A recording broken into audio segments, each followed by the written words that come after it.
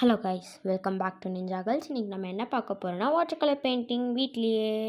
வாங்க வீடியோக்குள்ளே போகலாம். இதுக்கு நாம சாக் பவுடர், பெயிண்ட், தண்ணி தான் இந்த மூணுமே யூஸ் பண்ண போகிறேன். வீட்டில் எல்லாத்து வீட்லேயும் இது காமனாக கிடைக்கும்ல. ஸோ இதுக்கு முதல்ல நான் சாக் பவுடரையும் பெயிண்ட் 2 ட்ராப்பையும் எடுத்துக்கிறேன். எடுத்து இது ஒரு சின்ன கப்லேயோ இல்லை பிளேட் அந்த மூடியில் கூட நீங்கள் யூஸ் பண்ணிக்கலாம். நான் 2 ட்ராப் விட்டதுக்கப்புறம் கொஞ்சமாக தண்ணி எடுத்து மிக்ஸ் பண்ணிக்கிறேன். மிக்ஸ் பண்ண இந்த கலர் சப்ஸ்டன்ஸ் வரும். இது எந்த கலர்னு பார்த்தீங்கன்னா பர்பிள் வித் இண்டிகோ கலர்னு மிக்ஸ் ஆன மாதிரி இருக்குது.